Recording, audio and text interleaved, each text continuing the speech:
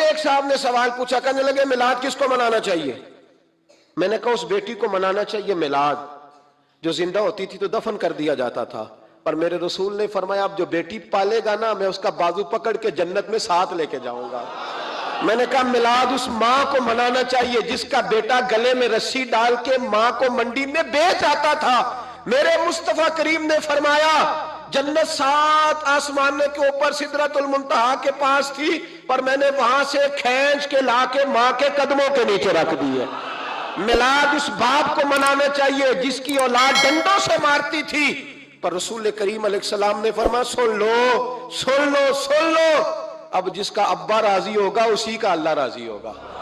میں نے کہا میلاد اس غریب کو منانا چاہیے جو بھینس کی طرح بکری کی طرح منڈی میں بکتا تھا، پر مصطفیٰ نے کالے رنگ والے حبشی غلام کو سینے سے لگا کے کہا غریبوں کو چھوٹا نہ سمجھنا، میں اللہ کا رسول جب جنت میں جاؤں گا تو آگے بھی غریب ہوں گے، پیچھے بھی غریب ہوں گے، دائیں بھی غریب ہوں گے، بائیں بھی غریب ہوں گے۔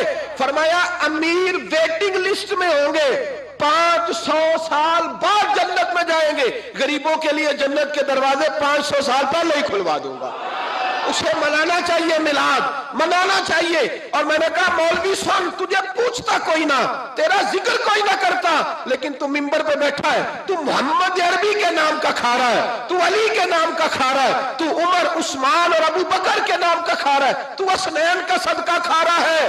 تجھے نہ تیری کبھی کسی نے برادری پوچھی، نہ کبھی تیرا کسی نے ایڈریس پوچھا، نہ کبھی کسی نے تیری سند پوچھی۔ لوگ تیرے نعرے لگاتے ہیں، لوگ تیرے ہاتھ چومتے ہیں، پھر مان جا کہ تجھے صبح بھی میلاد منانا ہے، شام بھی میلاد منانا ہے، اور تجھے یہ کہنا چاہیے خس خس جنہ قدر نہیں میرا، ایتے صاحب نو وڈیائیاں میں گلیاں دا روڑا کوڑا، ایتے محل چڑھایا سائیاں، تیرا کام تھا تیری آنکھیں بھیگی رہتی۔ اور اس بوڑھے کو بھی میلاد منانا چاہیے جس کے بارے میں میرے نبی پاک نے فرمایا سفید داڑھی والے کی جس نے عزت کی اس نے تو رب کی عزت کی، اس نے تو رب کی عزت کی میرے بھائی۔ اس مزدور کو بھی میلاد منانا چاہیے جس کے بارے میں نبی پاک نے فرمایا جو اپنے ہاتھوں پہ چھالے ڈال کے مزدوری کرتا ہے میں نے تو اسے رب کریم کا دوست بنا دیا ہے۔ ہر اس طبقے کو میلاد منانا چاہیے جسے میرے رسول نے عزت عطا فرمائی۔ اس بہن کو بھی میلاد منانا چاہیے جس کے بارے میں نبی پاک نے فرمایا اگر کسی کا باپ چلا جائے اور اس کے حصے میں بہنیں آ جائیں، 4 بہنیں، 3 بہنیں یا 2 بہنیں بیاہ کے جو آیا تم پہ سے، میرے محبوب نے فرمایا میری انگلیاں جڑی ہوئی ہیں نا، اس طرح میں اسے اپنے ساتھ جوڑ کے جنت میں لے کے جاؤں گا۔ اس بہن کو میلاد نہیں منانا چاہیے۔ میرے رسول پاک نے فرمایا جس کی بیٹی واپس آ جائے، طلاق ہو گئی یا بیوہ ہو گئی، واپس آ گئی، نام بچ سکی، واپس آ گئی، فرمایا واپس آنے والی بیٹی کی جو باپ خدمت کرے گا، میرے رسول پاک فرماتے ہیں میں قیامت میں اس کا سفارشی بنوں گا۔ تو اس بیوہ کو اور طلاق یافتہ کو میلاد نہیں منانا چاہیے؟ وہ اس رسول کا ذکر نہیں کرے گی جس نے اتنا درجہ دے دیا، اتنا نواز دیا؟ اور تجھے تو صبح و شام میلاد میلاد کرنا چاہیے تھا، تجھے تو صبح و شام درود درود کرنا چاہیے تھا، سلام کے گجرے بھیجنے چاہیے، یا رسول اللہ کہتے تیری زبان جو ہے وہ ہر وقت تر رہنی چاہیے تھی، تو بحث کر رہا ہے، تو اس پہ دلیلیں دے رہا ہے، تو اس پر باتیں کر رہا ہے۔ حضرت عمر سے پوچھنا، حضرت عمر سے جناب اسامہ بن زید رضی اللہ تعالیٰ عنہ حضور کے غلام تھے، نبی پاک ان سے بڑا پیار کرتے تھے۔ ایک جنگ میں پیسے آئے، حضرت عمر فاروق رضی اللہ تعالیٰ عنہ نے 25,000 دیا اپنے بیٹے کو، اور اسامہ بن زید کو 50,000 دینار دیے۔ بیٹا کہنے لگا ابا جی وہ تو چھوٹے ہیں، میں بڑا ہوں، وہ حضور کے زمانے میں بچے تھے، میں جہاد کرتا تھا، یہ آپ نے کیا کیا؟ تو حضرت عمر رو پڑے، کہنے لگے بیٹا یہ تیرے باپ کے سر پر جو عزت کے بال ہے یہ مصطفیٰ کے اگائے ہوئے ہیں۔ یہ نبی پاک، اسامہ سے نبی پاک کا پیار بڑا تھا، حضور کی محبت بڑی تھی۔ بیٹا اس کے ناک سے رینٹ نکلتی تھی تو رسول پاک اپنے ہاتھوں سے صاف کر دیتے تھے، حضور اس کو گود میں بٹھاتے تھے، میں کیسے بھول جاؤں رسول پاک کے احسانات کیسے۔ حضرت عمر جا رہے تھے تو مکے کے رستے میں ایک تنا آیا، کھجور کا خشک تنا، حضرت عمر نے اس کو بازوؤں میں لے کے رونا شروع کر دیا۔ عمر کیا ہوا؟ کہنے لگے یہاں تو میں اونٹ چرایا کرتا تھا، یہاں، اور میرا باپ مجھے مارا کرتا تھا، دیکھو آج عمر نعرہ لگاتا ہے تو کیسر و کسرا کام، او بھائی اصلہ نال جے نیکی کریے، ہاں ہاں ہاں ہاں اصلہ نال جے، اصلہ نال جے نیکی کریے تے وہ نسلہ تاک نہیں پھول دے، ہاں بے اصلہ نال نیکی کریے تے پھول کنڈیاں نال تول دے۔ اور سن تیری دنیا بھی حضور کے صدقے بنی اور تیری قبر میں بھی کوئی ساتھ نہیں جائے گا، کوئی ساتھ نہیں جائے گا، قبر میں بھی مصطفیٰ کریم صلی اللہ ہو۔ اور دیکھنا قبر کے اندر بھی کبھی کوئی گیا ہے؟ قبر میں بھی رسول پاک، قبر میں بھی رسول پاک، قبر میں بھی رسول پاک۔ میرے استاد فرمایا کرتے تھے بتاؤ جس قبر میں نبی پاک آئیں گے وہاں عذاب کیا ہونا ہے؟ جب حضور ہی آ گئے تو عذاب کیا ہونا ہے؟ نبی پاک تو جدھر سے گزر جائیں رب وہ جگہ جنت بنا دیتا ہے، وہاں کیا عذاب ہونا ہے؟ وہاں تو دیدار ہونا ہے۔ تیری قبر میں بھی نبی پاک، اور حضور نے فرمایا میزان عمل پہ عمل تلیں گے تو پھر بھی میں تمہارے پاس ہوں گا۔ حضور علیہ السلام نے فرمایا پل صراط سے گزرو گے تو پھر بھی میں تمہارے پاس ہوں گا، اور میرے رسول پاک علیہ السلام نے فرمایا جب تم جنت میں جانے لگو گے تو پھر بھی میں تمہارے۔ تو بتا تیرے رسول تو ہر وقت تیرے ساتھ ہیں، تو کب کب نبی پاک کے ساتھ ہوتا ہے؟ تو بتانا تو کب کب نبی پاک کے ساتھ؟ میں چھوٹے جلسے کا قائل ہوں، لمبی محفل میں گزارش کرتا ہوں دوستوں سے کہ لمبا جلسہ نہ کرو، لیکن ایک جگہ پہ میں گیا تو ایک بڑے پڑھے لکھے آدمی نے مجھے کہا مولانا ان کو سمجھائیں، آدھی رات تک بٹھائے رہتے ہیں، ان کو سمجھائیں۔ میں نے کہا میں سمجھاؤں گا پر آپ بھی ذرا اپنا لب و لہجہ تھوڑا دھیما کریں، تو پوری رات نہیں نبی پاک کے لیے جاگا، اور میرے رسول تو ساری حیات تیرے لیے جاگتے رہے، ساری رات محبوب نے۔ کیا کہتے ہیں بریلی کے امام اعلیٰ حضرت فرماتے ہیں ان کی مہک نے دل کے غنچے کھلا دیے، وہ جس راہ چل دیے ہیں کوچے بسا دیے ہیں، میرے کریم سے گر قطرہ کسی نے مانگا دریا بہا دیے، دربے بہا دیے ہیں۔ اور اللہ کیا جہنم اب بھی نہ سرد ہوگا؟ اللہ کیا جہنم اب بھی نہ سرد ہوگا؟ رو رو کے مصطفیٰ نے دریا بہا دیے، رو رو کے مصطفیٰ نے، اور پھر کہنے لگے رو رو کے مصطفیٰ نے ان کے نثار کوئی کیسے ہی رنج میں ہو، جب یاد آ گئے ہیں سب غم بھلا دیے، جب یاد آ گئے ہیں سب غم اسی لیے تو ہم کہتے ہیں میلاد کھل کے مناؤ۔ رسول پاک کا میلاد بہانے کرتے ہیں، بہانے وہ کرتا ہے جس نے کام نہیں کرنا ہوتا، جس نے کرنا ہوتا ہے وہ بہانے۔ اعلیٰ حضرت نے جو پروگرام دیا وہ بڑا لمبا چوڑا ہے، کب تک کا تجھے کیا بتائے؟ اعلیٰ حضرت فرما گئے حشر تک ڈالیں گے ہم، حشر تک ڈالیں گے ہم پیدائش مولا کی دھوم، اور مثل فارس نجد کے قلعے گراتے جائیں گے، اور خاک ہو جائیں عدو جل کر مگر ہم تو رضا، دم میں جب تک دم ہے ذکر ان کا سناتے جائیں۔ خاص ہے ترکیب میں قوم رسول ہاشمی۔ آپ کی عدالت میں وہ والا نظام نہیں ہوگا جو امریکہ میں ہے، آپ کی عدالت میں وہ والا نظام نہیں ہوگا جو برطانیہ میں ہے، آپ کے پارلیمنٹ میں وہ نظام نہیں چلے گا جو یورپ کا، برطانیہ کا، فلانے کا ہے۔ آپ کی پارلیمنٹ میں، آپ کی عدلیہ میں وہ نظام چلے گا جو قرآن کا ہے اور رسول اللہ کے فرمان کا ہے۔ یہ نظریہ تھا، نظریہ۔ اب اس نظریے کی لوگ بات ہی نہیں کرتے، عوام بھی نہیں کرتی، بالکل نہیں۔ میں بڑی دیر سے رو رہا ہوں، بہت سارے بڑی بڑی گدیوں کے پیر بھی نہیں کرتے۔ ان کو پتہ ہے کہ اگر نظام مصطفیٰ نافذ ہوتا ہے تو مجھے بھی بتانا پڑے گا کہ 80 مربع کہاں سے آئے، مجھے بھی بتانا پڑے گا کہ یہ جو میں 1.25 کروڑ کی کار میں گاڑی میں گھومتا ہوں تو یہ کہاں سے آئی، حساب دینا پڑے گا۔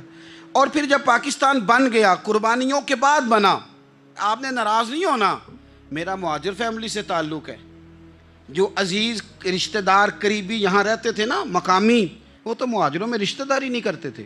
صحیح کہہ رہا ہوں؟ کہتے ہیں مہاجر ہے، اچھا جی غیر مسلم ہے، جگہ نہیں دیتے تھے رہنے کو۔ میں کیسے آپ کو بات بتاؤں؟ پھر اس چھوٹی چھوٹی غلطیوں کو لوگوں نے ووٹ بنا کے بڑی بڑی قتل و غارت نہیں کی اس ملک میں۔ اتنا بڑا تکلیف والا منظر تھا۔ میرے دادا جی کی فیملی ساری پاکستان آئی تھی، دادی کی نہیں آئی تھی۔ 97 میں میری دادی کا انتقال ہوا، وہ آخری دن تک رویا کرتی تھی، جی پتر پتہ نہیں میرے پرا ہیں ان کے فوت ہو گئے، پتہ نہیں میرا کوئی چچا ہے کہ سارے چلے گئے۔ کس لیے آپ نے، اگر یہی دھما چوکڑی سیاست کی کرنی تھی، ذات پات آپ نے رکھنی تھی، تو وہاں کوئی دکھ تھا؟ یہ تماشے تو وہاں بھی ہو رہے۔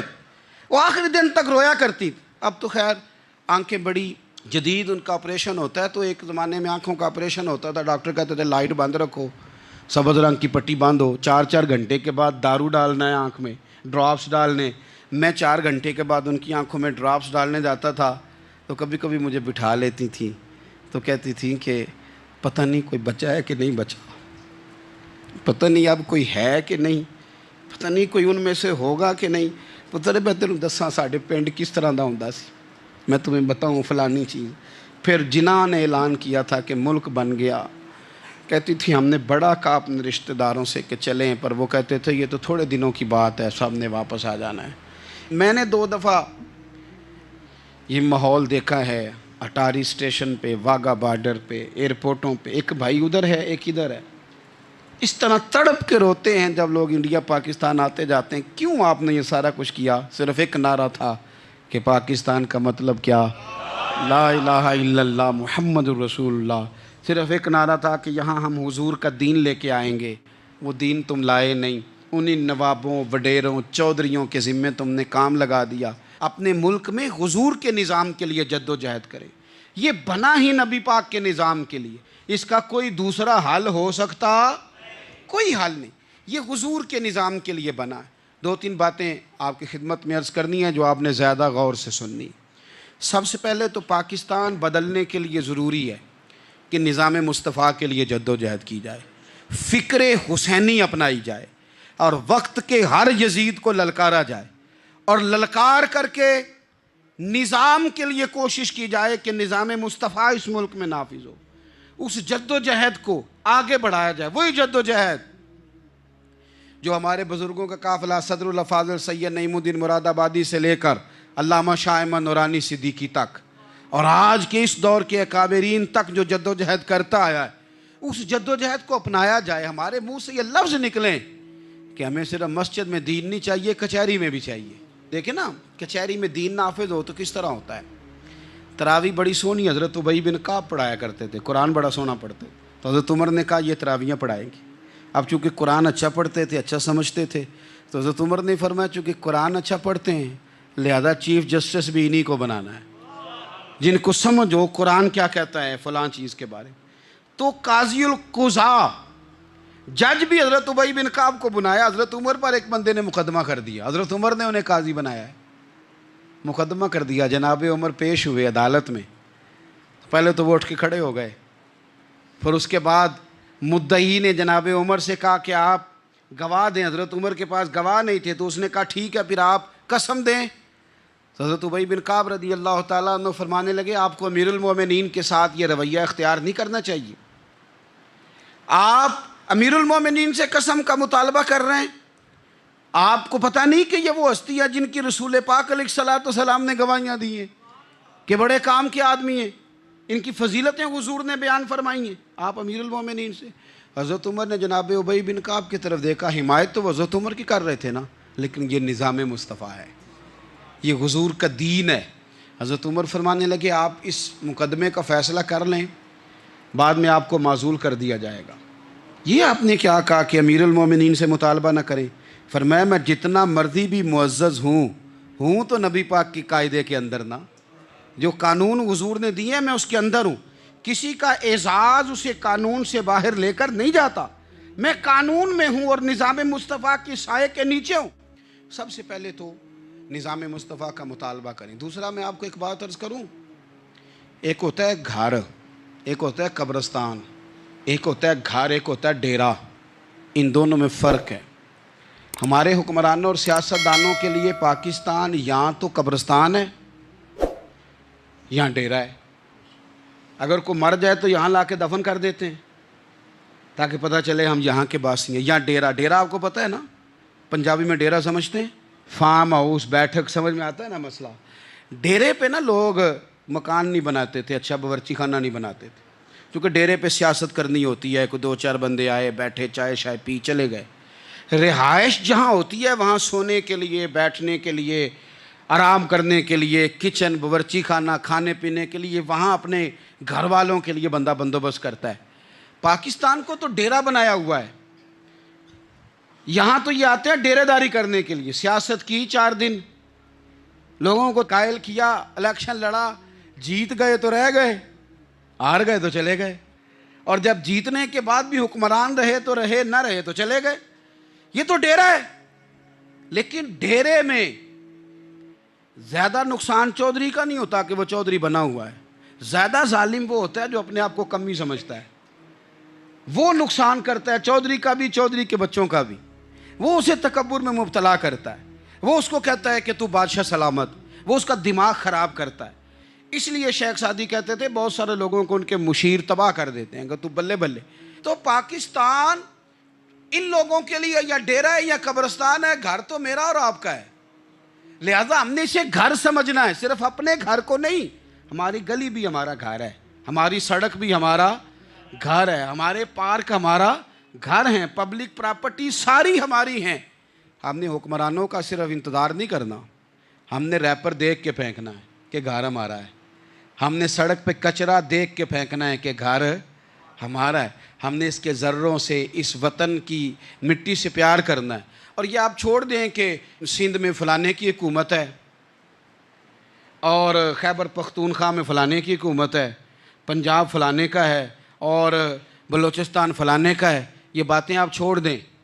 خیبر پختونخوا بھی درویشوں کا ہے، حضرت بابا عبدالرحمن کا ہے، پیر عثمان کی شریف کا ہے خیبر پختونخوا. سندھ حضرت عبداللہ شاہ غازی کا ہے، اور پنجاب بابا فرید کا ہے اور داتا علی اجویری کا ہے. تو میرے عزیز، سب سے پہلے تو نظام مصطفیٰ کا مطالبہ کریں، پھر اس کی صفائی میں، ستھرائی میں، تعمیر میں، ترقی میں اپنا کردار ادا کریں. تیسری بات یہ کہ لوگوں کو یہ بات سمجھائیں ایک دوسرے کو کہ بہت زیادہ خود غرض نہ بنیں، فقط اپنے گھر کی فکر چھوڑ دیں. یہ ملتوں کا طریقہ نہیں، قومیں اس طرح نہیں بنتی. فقط اپنے گھر کی فکر کرنا. ایسی ہوا چلی ہے کہ ہر شخص سوچتا ہے تمام شہر جلے بس ایک میرا گھر نہ جلے. یہ فکر چھوڑ دیں. دیکھیں نا، ہمیں بتایا گیا، نبی کریم صلی اللہ تعالیٰ علیہ وسلم کے فرمان نے بتایا کہ 40 گھر آگے، 40 گھر پیچھے، 40 گھر دائیں، 40 گھر بائیں، یہ تیرے پڑوسی ہیں. اور سخاوت تو کہاں سے شروع کر؟ حضور نے جناب ابوذر غفاری سے فرمایا تھا کچھ نہ ہو سکے تو شوربہ ہی زیادہ پکا لیا کر، اسی سے پڑوسیوں کا بھلا کر. اپنے ارد گرد تھوڑا دیکھیں ہم کس کے کتنے کام آ سکتے ہیں، اور اگر کسی کے گھر میں کوئی پریشانی ہو تو اسے ختم کرنے کی کوشش کریں. اگر ہمارے دائیں بائیں کوئی آدمی کسی غلط چیز میں ملوث ہو تو دور کرنے کی کوشش کریں. کیوں بھلا؟ اس لیے کہ پڑوسی کے گھر کی آگ صرف اس لیے نہیں بجھانی چاہیے کہ اس کا گھر نہ جل جائے. پڑوسی کی آگ اس لیے بھی بجھا دینی چاہیے کہ اگر اس کے گھر سے آگ نہ بجھائی تو وہ ہمارے گھر بھی آ جائے گی. اگر ساتھ والے کے گھر کی آگ نہ بجھائی جائے تو وہ ہمارے گھر بھی آ جائے گی. اس لیے اس وطن میں جتنے گھر ہیں وہ سارے اپنے. ایک آخری بات آپ حضرات کی خدمت میں بڑی درد مندانہ میں نے عرض کر دی، درد مندانہ.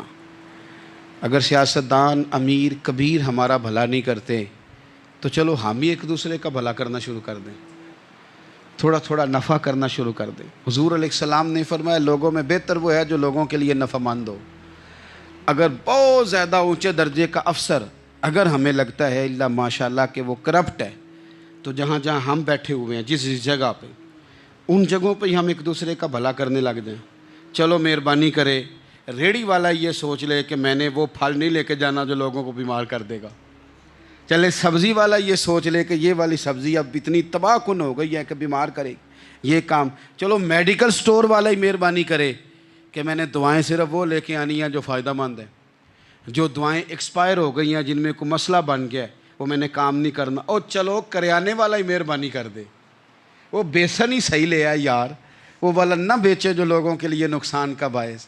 وہ بوتلیں اصلی بیچے، نقلی نہ بیچے، کیونکہ وطن ہمارا ہے. آپ یقین کریں کہ میں اوپر کی بات نہیں کرتا، نیچے تک حال اتنا خراب ہے کہ آگے آگے جو پھل دکھانے کو لگائے ہیں وہ اور ہیں، اور ان کے پیچھے جو پڑے ہیں وہ اور ہیں. اتنا عجیب منظر، اتنی عجیب. میں اب تو چلیں کچھ احباب مجھے سفر کرا دیتے ہیں. ایک زمانے تک میں کرائے کی گاڑی میں سفر کرتا تھا. ایک صاحب کو میں نے ایک دفعہ بتایا کہ مجھے شیخو پورہ جانا ہے، کتنی دیر رکیں گے؟ میں نے کہا کہ ظاہر ہے جلسہ ہے، فارغ ہوگا تو آ جائیں گے. تو شیخو پورہ والوں نے بھی مجھے شیخو پورہ بتایا تھا. تو وہاں جا کے پتہ چلا کہ 10 کلومیٹر اندر جانا ہے. انہوں نے بریک لگا لی وہیں پہ، کہنے لگے جی 10 کلومیٹر اگے جانا ہے تو پیسے نویں طے ہون گے. گل شیخو پورے دی ہوئی سی. تو میں کوئی ایسا مسئلہ نہیں تھا، میں ہنس پڑا، پریشان نہیں ہوا. میں نے کہا بالکل ٹھیک ہے، آپ صحیح کہہ رہے ہیں. یہ آپ کی بات بالکل بجا ہے، آپ نے جو کہا وہ درست کہا، لیکن یار میں نے تو یہی سنا ہے کہ یہ شیخو پورہ ہے، تو 10 کلومیٹر تک تو بہرحال ایک شہر ویسے بھی ہوتا ہی ہے، یہ تو نہیں ہوتا کہ اس کی ایک باؤنڈری ہے کہ 1 کلومیٹر کے اندر شہر بند ہے۔ لیکن میں نے کہا کہ تیری سوچ نے ایک بات مجھے، اس دوست کو میں نے سمجھایا، پیارے تھے، قائل کیا، وہ میں نے کہا تمہاری سوچ سے ایک بات میری سمجھ میں آئی ہے کہ ہم بڑے خود غرض ہیں، ہمیں صرف ہمارے حکمران نہیں لوٹتے، بس ہاتھ نہ پہنچے تو انگور کھٹے ہیں، ورنہ اگر پہنچ جائیں تو کوئی ایک طریقہ ہونا چاہیے کسی بندے کو کسی جگہ نیچے لے کے آنے کا کہ وہ ہو 10 کلومیٹر، آپ نے تو یہ کہا تھا، اب کیسے بات ہوگی؟ میں نے انہیں کہا کہ کچھ بھی نہیں اس سے فرق پڑتا، اس سے کوئی فرق نہیں پڑتا، لیکن ایک زمانہ میں نے دور دیکھا، اور ایک دور میں نے وہ بھی دیکھا کہ مجھے ایک جگہ جانا تھا، اللہ اکبر، ایک قاری صاحب تھے، امام صاحب تھے، کسی زمانے میں وہ رہ چکے، تو ہمارے علاقے میں بھی انہوں نے امامت کی تھی، تو میں وہاں جا رہا تھا، تو ان کے گاؤں پہنچنے سٹاپ پہ اتر کے تو میں تانگے پہ بیٹھا، تانگے والے کو میں نے کہا کہ وہ چونکہ اپنے گاؤں جا چکے تھے چھوڑ کے ہمارا علاقہ، تو میں نے کہا فلانے قاری صاحب کے یہاں جانا ہے، تو نیچے اتر کے تانگے والا ظاہر ہے کار والے سے تو غریب ہی ہوتا ہے، تو میں نے اس تانگے والے سے کہا کہ میاں کرایہ کتنا تیرا بنتا ہے؟ کہنے لگا میں مولوی صاحب دے پرونے کو کرایہ نہیں لیندا، اس لیے کہ انہوں نے ہمیں قرآن پاک پڑھایا ہے، اور انہوں نے ہمیں، اور پھر میں وہ تانگے والا، اس کے کپڑے، اس کی طامت، اس کا سارا کچھ سادہ، تو میں بار بار میرا دل کرتا تھا کہ میری آنکھیں اس کی فوٹو کھینچ لیں، کیا شخص ہے، کیا انداز ہے، اور وہ مجھے کہنے لگا مولوی صاحب واپس کدوں کو جانا دے؟ میں نے ان سے کہا کہ میں نے نا جی شام کو ہی واپس لوٹ جانا ہے، تو کہنے لگے میں ڈیگر کو تک تہاڈا ویٹ کراں گا، تو میں تانوں ڈیکاں گا، ایک سواری کٹ پاواں گا، میرا دل کردا ہے مولوی صاحب دا پرونا واپس بھی فری جائے۔ کیا اس کی آمدن ہوتی ہے تانگے والے کی؟ وہ بندہ بھی یاد رہ گیا، یہ بندہ بھی یاد رہ گیا، خدا را ہم یاد رہیں گے، مہربانی کریں آپ ایک دوسرے کا تھوڑا تھوڑا بھلا کریں، ایک دوسرے کی تھوڑی تھوڑی خیر کریں، ایک دوسرے کا تھوڑا تھوڑا نظریہ۔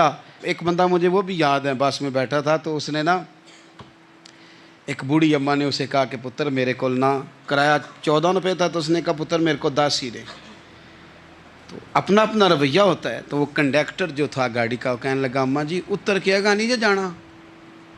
کہنے لگی پتر وے جانا ہے، پیدل ٹر جائیں گی، غریب ہے میرا پتر، زیادہ پیسے نہیں کماندا، تو 10 روپے ہی نے۔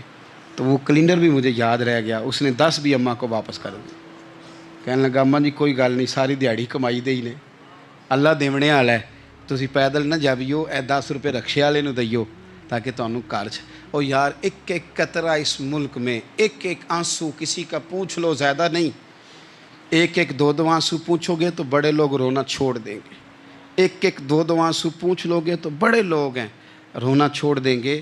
میں چونکہ غور سے چیزوں کو، میرا حافظہ بڑا اچھا ہے تو میں دیکھتا رہتا ہوں۔ میری ہمشیرہ کی شادی تھی تو میں نے ایک فرنیچر والے سے بات کی، میں نے کہا بھائی اس طرح کر کے فرنیچر بنانا ہے، تو کہنے لگا گھر واسطے یا کسی تھی نو دینا جے؟ وڈیرے بابا جی۔ میں نے کہا جی نہیں۔ کہنے لگا حضرت جی جویں دل کرے گا کر لیا جے، تیاں تہانیاں دا اونج بھی حصہ ہوندا ہے، تو میں بیٹیوں کے لیے او بھائی نہ کوئی اس میں کمی ہوئی، غریب آدمی تھا نہ میں نے کوئی کمی کی، ہو گئی بات، پر بابا تو یاد رہ گیا نا، او بھائی تھوڑا تھوڑا نا، یہ وطن ہمارا ہے، تیاں بھی سانجیاں ہوندیاں نے تے انہاں دے دکھ بھی سانجے، اسی بڑے چنگے لوگ جے، ساڈے وڈیرے سانوں یہ نہیں سن کہندے فلانے دا جوائی ہے، وہ سانوں کہن سن ساڈے پنڈ دا جوائی ہے۔ اور چودھریوں کا بچہ بھی اتر کے سلام کر کے کہتا تھا پا جی تہاڈا بیگ میں نہ چالاں، گھر نہ چھڈ آواں، اپنا کلچر واپس لے آؤ، نہیں چاہیے ہمیں زیادہ موبائل، کونی ضرورت ہمیں ٹیکنالوجی کی، کونی اتنی لمبی چوڑی فوٹو کی، واپس آؤ۔ بیٹی اس پنڈ ساڈی تھی ویائی ہے، اتھے جدو برات جائے گی تو اس تھی دا بھی تحفہ جائے گا، کیونکہ اتھے یہ واپس آ جاؤ، نہ اتنے جدید بنو کہ خود غرضی ہو، نہ یہ جملے بولو کہ میں ضرورت پڑے تو گدھے کو باپ بنا لیتا ہوں، اس طرح نہ کرو، اپنی ہی مٹی پہ چلنے کا سلیقہ سیکھو، کسی کے سنگ مرمر پہ چلو گے تو پھسل جاؤ گے۔ نبی کریم صلی اللہ تعالیٰ علیہ وسلم امی ہیں، لیکن حضور نے کائنات کے رازوں سے پردے ہٹا دیے، نبی کریم نے جینے کے سلیقے بتا دیے، حضور نے ہر شخص کو اس کے مقصد حیات سے آگاہ کر دیا. نبی کریم علیہ السلام نے وہ فلسفہ حیات بیان کیا کہ لوگوں کو صرف جینے میں ہی مزہ نہیں آیا، مرنے میں بھی مزہ آنے لگا. لوگ آگے بڑھ بڑھ کے جانیں پیش کرنے لگے، اپنی اولادیں قربان کر. جو فلسفیوں سے کھل نہ سکا اور نکتہ وروں سے حل نہ ہوا، وہ راز ایک طیبہ والے نے بتلا دیا چند اشاروں میں. محبوب کریم امی ہیں، لیکن حضور نے اس طرح دنیا کو سکھایا، اس طرح دنیا کو پڑھایا، اس طرح حضور نے علم کے چراغ اور دیپ روشن کیے کہ قیامت تک جسے روشنی ملے گی نا، اسے صرف دروازہ مصطفیٰ سے ملے گی، اسے رسول کریم علیہ السلام کے در دولت سے ملے. کچھ لوگوں نے کہا کہ اپنے پاس سے آیات بنا کے لاتے ہیں. اپنے گھر میں بیٹھ کے دعوے کر لینا تو کوئی مشکل کام نہیں نہ ہوتا، سارے لوگ ہی کر لیتے ہیں. بلکہ وہ ہمارے ایک بزرگ کہا کرتے تھے، خیالی پلاؤ پکائیے تے گھیو کدے بھی کٹ نہ پائیے، کیونکہ کون سا پیسوں کا ڈالنا ہے، زیادہ ڈالیں آپ اور زیادہ ڈالیں. بہت سارے لوگ ہیں آج بھی، کچھ لبرل ہیں بیچارے، کچھ دین بیزار طبقہ ہے، وہ کہتے ہیں جناب ہمیں تو جدید باتیں بتائیں، ہمیں تو نئے اسلوب کے مطابق لے کے چلیں، ہمیں تو او بھائی سن، میرے نبی پاک علیہ السلام نے فرمایا میرا قرآن کبھی پرانا نہیں ہوگا. اسے پڑھ کے دیکھ، اس کی جدت کا حسن دیکھ، یہ تو کھلا ہوا باغ ہے. تو ایک دفعہ اس کے قریب آئے گا تو خوشبو ملے گی، دوسری دفعہ آئے گا تو اس سے زیادہ تازی ملے گی. ایک دفعہ پھل کھائے گا تو مزیدار ہوگا اور دوسرا کھائے گا، ہو سکتا ہے شکل ملتی جلتی ہو لیکن ذائقہ بڑا نرالا ہوگا. تو تو صحیح نا. جب کچھ لوگوں نے کہا یہ خود سے بنا کے آیات لاتے ہیں تو فرمایا وَإِن كُنتُمْ فِي رَيْبٍ مِّمَّا نَزَّلْنَا عَلَىٰ عَبْدِنَا فَأْتُوا بِسُورَةٍ مِّن مِّثْلِهِ. اگر تمہیں کوئی شک ہے اس میں جو ہم نے اپنے بندہ خاص میں نازل کیا ہے تو تم بھی اس جیسی ایک آیت بنا کے لاؤ. اور چلو چیلنج کھلا ہی دے دیا، فرما وَادْعُوا شُهَدَاءَكُم مِّن دُونِ اللَّهِ. اللہ اور اللہ والوں کو چھوڑ دو، تفسیری ترجمہ عرض کر رہا ہوں، یعنی صحابہ کو چھوڑ دو، حضور کے ماننے والوں کو چھوڑ دو، باقی ساری دنیا کے کافر کٹھے ہو جاؤ، ایک آیت بس قرآن جیسی لے کے آؤ، ایک آیت لے کے آؤ. ان کنتم صادقین، اگر تم سچے ہو. جوانوں سنو، کہا ایک آیت. اور یہ چیلنج آج تک قرآن مجید کا موجود ہے، آج تک. وَإِن كُنتُمْ فِي رَيْبٍ مِّمَّا نَزَّلْنَا عَلَىٰ عَبْدِنَا فَأْتُوا بِسُورَةٍ مِّن مِّثْلِهِ. تم قرآن کے مقابلے کی ایک صورت لے کے آؤ اور سارے حمایتی اکٹھے کر لو اپنے. ان کنتم صادقین، اگر تم سچے ہو. جواب تو ادھر سے آنا تھا نا، لیکن کائنات کے رب نے جواب بھی خود دیا. فرمایا فَإِن لَّمْ تَفْعَلُوا وَلَن تَفْعَلُوا. اگر تم نہ لا سکے، اور فرمایا تم لا سکتے بھی نہیں. اگر تم نہ لا سکے اور تم لا سکتے بھی، نہ خنجر اٹھے گا نہ تلوار تم سے، یہ بازو میرے آزمائے ہوئے ہیں. وَلَن تَفْعَلُوا، تم لا بھی نہیں سکتے. فَاتَّقُوا النَّارَ الَّتِي وَقُودُهَا النَّاسُ وَالْحِجَارَةُ. پھر اس آگ سے ڈر جاؤ جس کا ایندھن آدمی اور پتھر ہے. اُعِدَّتْ لِلْکَافِرِین، بنائی کافروں کے لیے، بنائی مومنوں کے لیے تو رب نے جنت بنائی ہے. اُعِدَّتْ لِلْکَافِرِین، یہ دوزخ اللہ نے کن کے لیے بنائی ہے؟ اُعِدَّتْ لِلْکَافِرِین کہتا ہے کافر کے لیے بنایا. تو اللہ تبارک و تعالیٰ نے میرے رسول پاک صلی اللہ تعالیٰ علیہ وسلم کو وہ کتاب عطا فرمائی، اور پھر حضور کی فصاحت و بلاغت، معرفت. دیکھو ایک ہوتا ہے گھنٹوں باتیں کرنا، ایک ہوتا ہے کئی والیم پر مشتمل، کئی جلدوں پر مشتمل کتب کا لکھنا، اور ایک ہوتا ہے کسی بندے کا ایک بات کرنا اور سامنے والے کی طبیعت کو اتنا جگا دینا کہ اگلی بات فوراً ہی اس کی سمجھ میں آ جائے. اور حضور نہ کسی کی انا کو نہیں جگاتے تھے. ہم بعض اوقات کسی سے خطاب کرتے ہیں، بات کرتے ہیں تو سامنے والے کی انا کو جگا دیتے ہیں، ٹھیس پہنچاتے ہیں. وہ کہتا چل پھر تگڑا ہو جا، میں بھی آیا. حضور انا نہیں جگاتے تھے، میرے نبی پاک ضمیر جگاتے تھے تاکہ وہ شخص فیض حاصل کر سکے، اسے کچھ ملے. نبی کریم کا جو انداز تکلم ہے وہ اس طرح کا ہوتا تھا کہ انسان خود بخود کھل اٹھتا تھا کہ مطلب یہ بات ہونے کیا لگی ہے، مطلب حضور کیا فرمانے لگے۔ نبی کریم صلی اللہ تعالی علیہ وسلم ایک دن محبوب کریم نے صحابہ کے بھی یہ حضور کی فصاحت و بلاغت دیکھے، فرمایا محبوب نے کتنا نادان ہے وہ شخص جو اپنے ماں باپ کو گالی دے۔ کھلی ہو گئی لوگوں کی آنکھیں، کان کھڑے ہو گئے کہ یا رسول اللہ کون ایسا بدبخت ہے جو ماں باپ کو گالی دے گا۔ اب جب سوالات ذہنی سطح پر پوری طور پر ابھر گئے نا، تو اب رسول کریم نے بات سمجھائی، یہ ہے فصاحت و بلاغت، تیرے آگے ہیں یوں دبے لچے فصحاء عرب کے بڑے بڑے، کوئی جان منہ میں زبان نہیں بلکہ جسم میں جان نہیں۔ یا رسول اللہ کون ایسا نالائق ہے جو ماں باپ کو گالی دے؟ اب جب ذہنی سطح یہاں تک ابھر آئی تو اب حضور نے سمجھایا، فرمایا جب تم کسی کے ماں باپ کو گالی دو گے نا تو وہ بھی تو جواب میں تمہارے ماں باپ کو دے گا نا، تو فی نفس ہی یہ تم نے خود ظلم کیا ہے اپنے ماں باپ پر۔ کیوں تم نے ایسا لہجہ اختیار کیا کہ جس سے سامنے والے کی انا جاگ جائے اور وہ تمہارے مقابلے میں آ کر کے کھڑا ہو جائے؟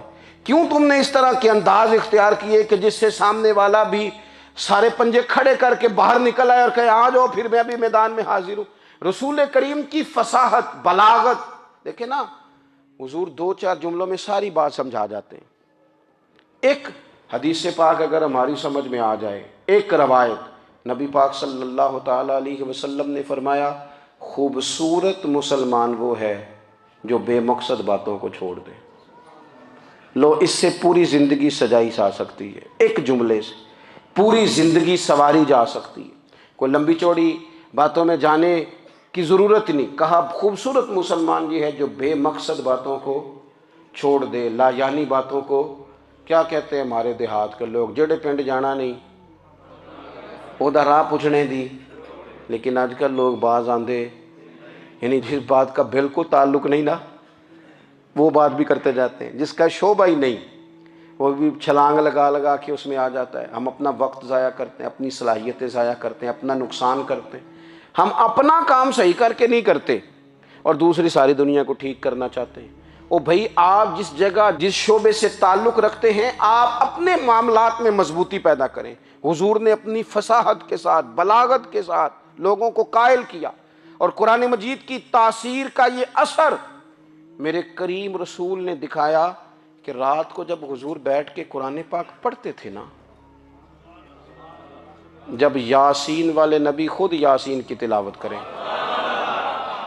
جب طٰہٰ والے محبوب خود طٰہٰ کی تلاوت کریں، غور کرو نا جب مدثر والے محبوب خود ان جملوں کو ادا کریں، یعنی جن کے بارے میں آیت آئی ہے جب وہی یہ آیت پڑھیں کہ انا اعطیناک الکوثر، یعنی جن کا ذکر ہو رہا ہے جب وہ یہ بات کریں کہ یا ایھا النبی انا ارسلناک شاہدا ومبشرا ونذیرا لتؤمنوا باللہ ورسولہ وتعزروہ وتوقروہ وتسبحوہ بکرۃ واصیلا، جن کے بارے میں آیت آئی ہے جب وہ یہ کہہ رہے ہوں کہ ورفعنا لک ذکرک، جب وہ کہہ رہے ہوں والضحیٰ واللیل اذا سجا، ذرا اس کیفیت کو دیکھیں جب محبوب خود پڑھ رہے ہوں، اور جو حضور پر آئی ہیں اس کا ذائقہ، اس کا لطف، اس کا انداز بھلا کیا ہوگا۔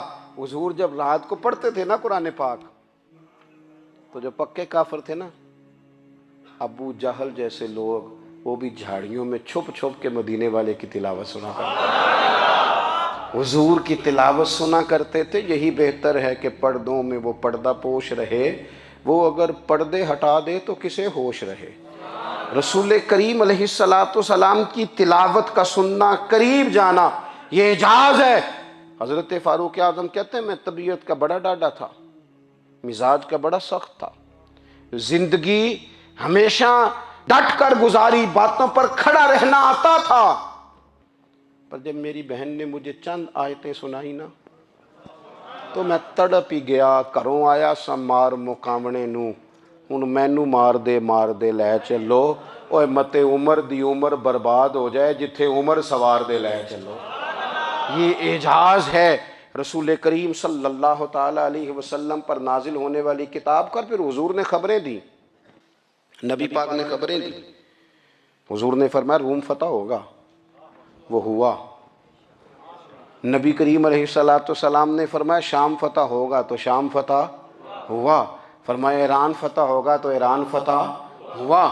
سراقہ بن مالک کہتے ہیں ایک گاؤں پر بھی مسلمانوں کی حکومت نہیں تھی، ایک گاؤں پر۔ حضور مکہ مکرمہ سے نکل رہے تھے، مدینہ طیبہ تشریف لے جا رہے تھے، ابھی راستے میں تھے، میں 100 سرخ اونٹوں کے لالچ میں معاذ اللہ حضور کو گرفتار کرنے پہنچ گیا۔ محبوب نے حکم دیا، حضور کا معجزہ میں نے آنکھوں سے دیکھا، میرا گھوڑا زمین میں دھستا چلا گیا، میں نے معافی مانگی، حضور نے معاف کر دیا۔ میں نے سمجھا اچانک ہو گیا ہے۔ یہ منوانا بھی بڑا مشکل کام ہے۔ شجر و حجر پہچان گئے، انسان کی نظروں میں شاکی رہا۔ یہ کچھ ایسے لوگ ہیں جن کو منوانا توبہ توبہ، ماننے کو تیار نہیں، دیکھ دیکھ کے بھی ماننے کو تیار ہے نہیں، ماننے کو تیار ہی نہیں۔ کہتے ہیں کہ میں نے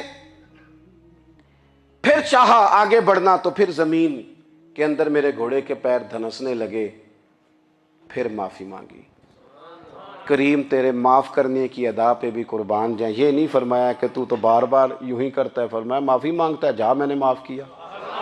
کہتے ہیں 3 دفعہ میں آگے بڑھا، 3 دفعہ حضور نے معاف کیا تو مسکرا کے فرمانے لگے تو یہاں مجھے گرفتار کرنے آیا ہے، وہ کیسر روم کا علاقہ فتح ہوگا۔ وہ کنگن جو پہنتا ہے نا ہاتھوں میں، بادشاہ کے کنگن معروف ہیں، وہ تیرے ہاتھوں میں آئیں گے۔ اللہ کرے آپ سمجھیں۔ یہ جو لوگ ڈری ڈری سہمی سہمی اور ہمارے بچے مایوسی کی معاذ اللہ باتیں کرتے ہیں، وہ دیکھیں حضور کس طرح کی گفتگو فرماتے ہیں۔ ابھی ایک گاؤں پر بھی اسلام کی حکومت نہیں، لیکن حضور کا خبر دینے کا انداز۔ کریم فرمانے لگے وہ کیسر روم کے جو کنگن ہوں گے وہ تیرے ہاتھوں میں آئیں گے۔ جناب سراقہ بن مالک فرماتے ہیں کہ میں مسلمان ہو گیا، حضور کا وصال ہو گیا، کنگن نہیں آئے۔ حضرت ابوبکر صدیق کا وصال ظاہری ہو گیا، کنگن نہیں آئے۔ جناب عمر کا دور آ گیا، سراقہ بوڑھے ہو گئے۔ کوئی بندہ پوچھتا نا کہ اب تو عمر ڈھل گئی ہے، زندگی کا پتہ نہیں، کہنے لگے نہیں میں نہیں جاتا،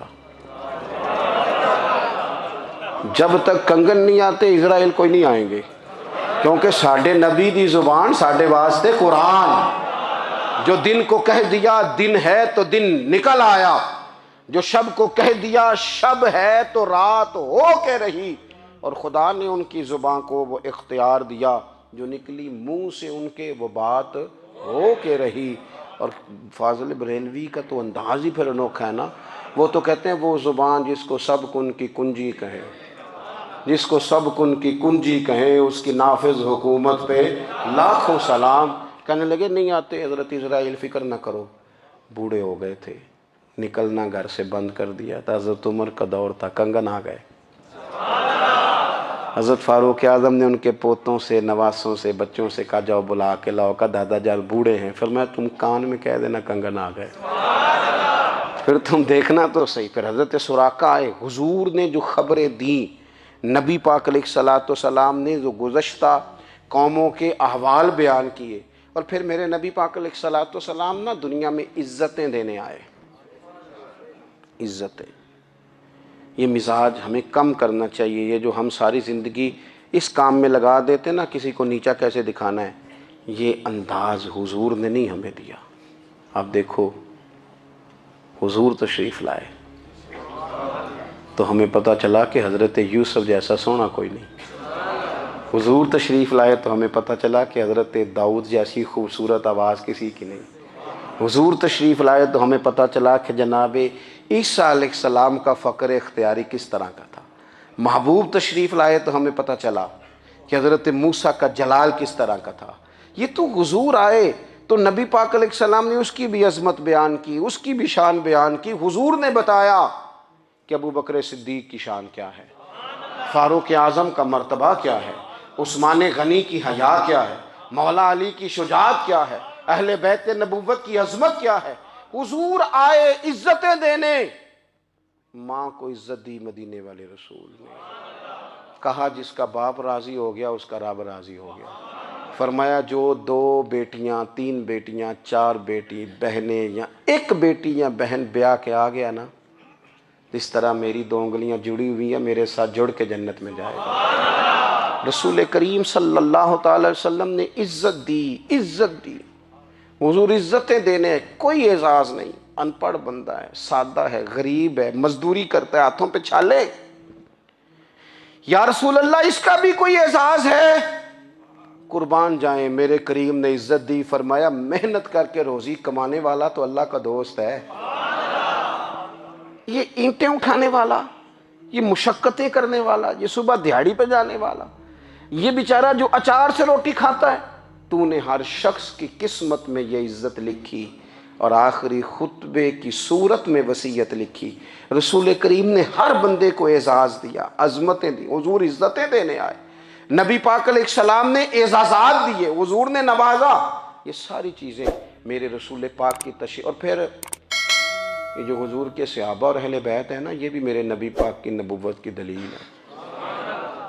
اتنی جلدی انقلاب آیا نہیں کرتے، وہ کل تک جو رہزن تھے حضور نے راہبر بنا دیے۔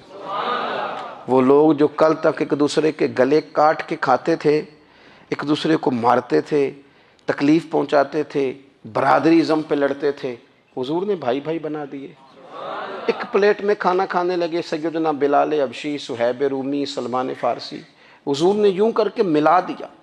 نبی کریم علیہ السلام نے تقسیمیں ختم کر دی دنیا میں۔